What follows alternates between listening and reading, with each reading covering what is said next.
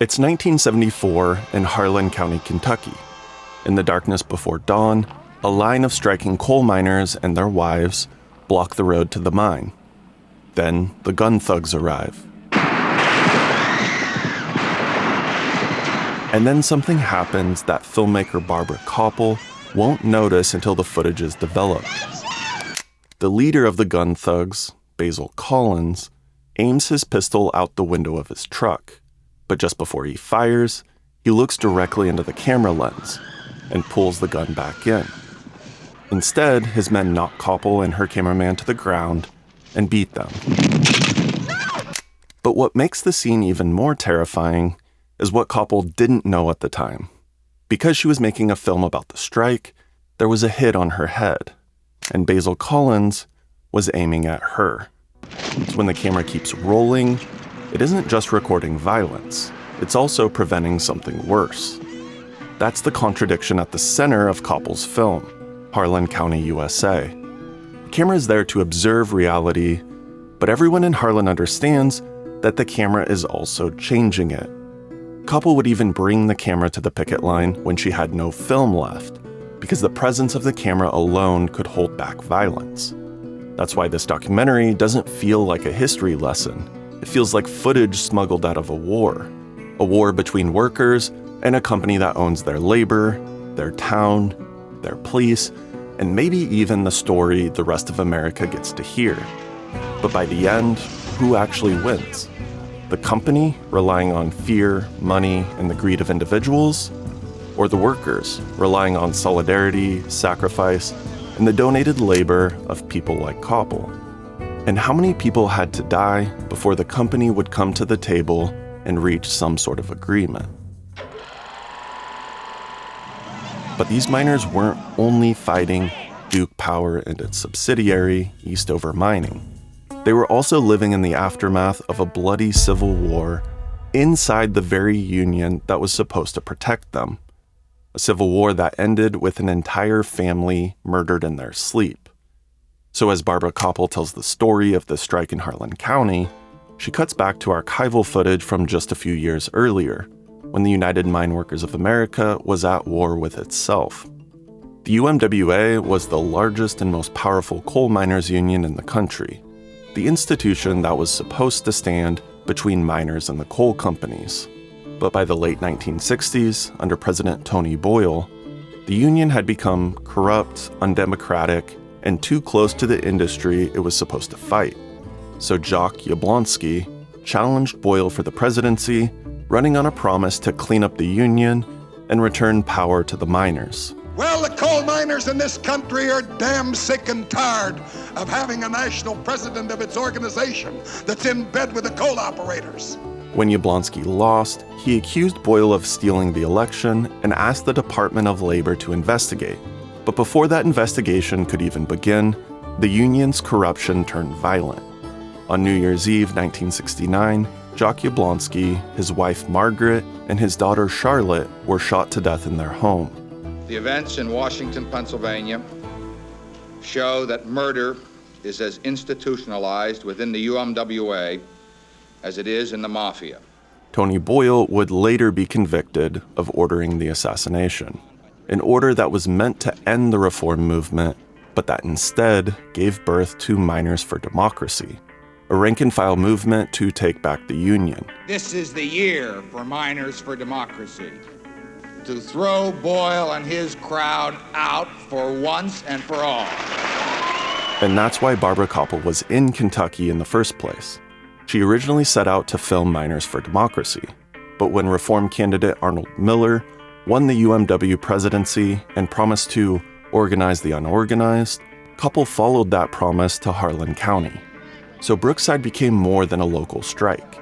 It became the first major test of a union that had just survived corruption, assassination, and internal rebellion. Could the UMWA actually protect miners on the ground, or would the company still decide what their lives were worth? But the battle to reclaim the union was only the latest chapter in a much older war. For decades, miners had been fighting coal operators in some of the bloodiest labor battles in American history. So when Kopple followed the union into Kentucky, she wasn't walking into a blank space. She was walking into a place that already had a name in American labor history: Bloody Harlan.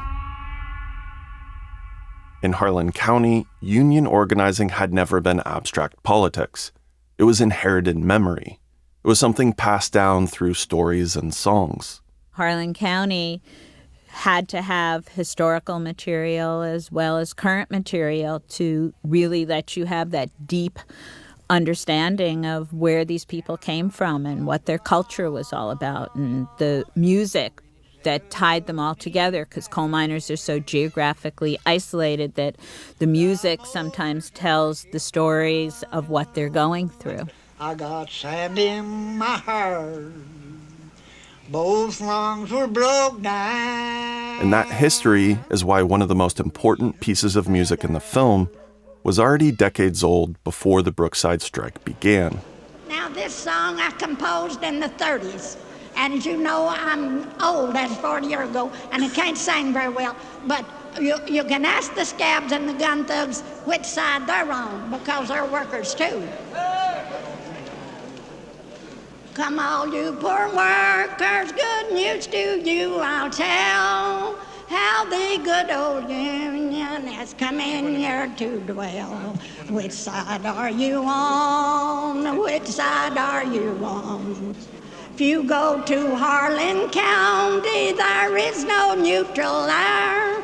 You'll either be a Union man or a thug for J.H. Blair. The woman who wrote the anthem for the 30s labor war is still there, singing it during the new one. And Kopple doesn't pretend to stand neutrally outside that war. She chooses a side, not by narrating over the film or telling the audience what to think, but by where she puts the camera, who she follows with it, and what dangers her and her crew are willing to face along the way. Most importantly, the camera wasn't merely documenting events. It was used as a tool to change them. Her camera gives the strikers something they otherwise don't have: a witness. And in a place like Harlan, that matters. Because without the camera, the company controls the story. A picket line can be broken in the dark, and afterward, the people with the money can decide what officially happened. Kopple disrupts that.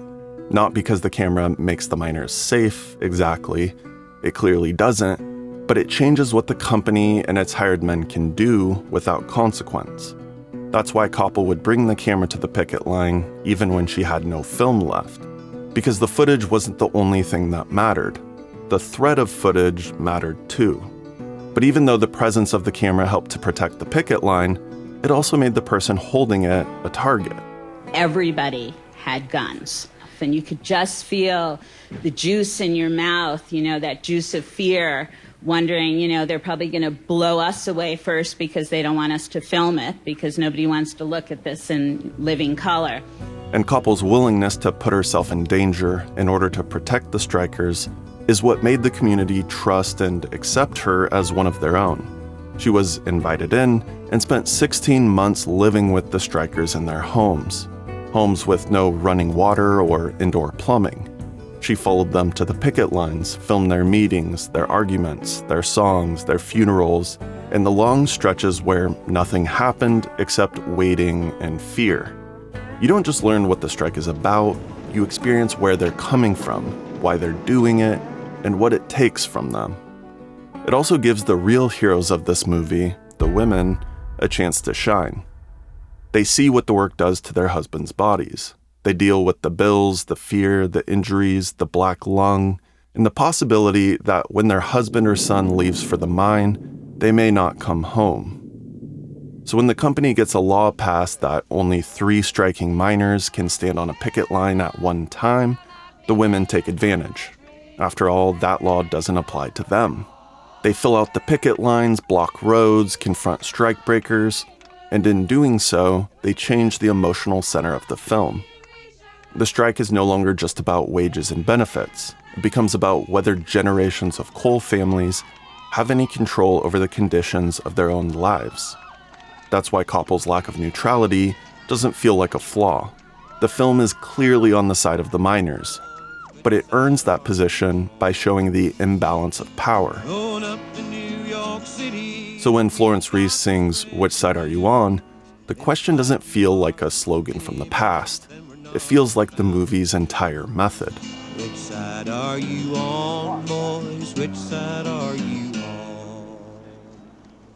Despite being targeted by Basil Collins and the other gun thugs, Kopple and her cameraman made it out of that confrontation alive, with footage that proved what happened. But unfortunately, the strike wouldn't end without a death. After more than a year on the picket line, a young striking miner named Lawrence Jones was shot and killed by a mine foreman. Who shot him? A goddamn scam? Bill Bruner? Koppel's camera doesn't capture the shooting itself, but it does capture the aftermath, the grief, the anger, and the sense that this was the inevitable moment everyone had expected and feared since the strike began. The contract is what we're fighting for. That's what Lawrence Jones died for. To get a contract. But every contract that we've ever got has been hard. We've had to fight for it. I've been all around the blood. Shed back down in the 30s. Blood all around me. Where a man died right around my feet for a contract. Once Jones was killed, the company could no longer treat the strike as a local inconvenience. The violence was now too public, and the cost of refusing a union contract was starting to outweigh the cost of signing one. So Eastover finally came to the table, and the Brookside miners won their contract. But the victory was also narrow. Most of the mines in Harlan County remained non-union, the work was still dangerous, and the company still had money, lawyers, political influence, and time. If one of our people had shot any company man throughout this strike, he'd be serving 25 years now. Bill Bruner is scot-free. So the film doesn't end by pretending the war is over. It ends by showing what it takes just to win one battle. As Kopple puts it, for me, it was just incredibly important to think that you just can't rest after one thing happens, that you just have to go on to the next struggle, on to the next fight. And Kopple's camera helps make sure that fight can't be rewritten or forgotten. It gives the miners a witness. And in a place where violence has so often happened in the dark, being seen gives the powerless a way to fight back. So by the end, the question isn't just whether the Brookside miners won their contract. They did. The harder question is, why did winning require so much suffering in the first place? And what does it say about America that a worker's dignity only becomes negotiable once denying it becomes bad for business?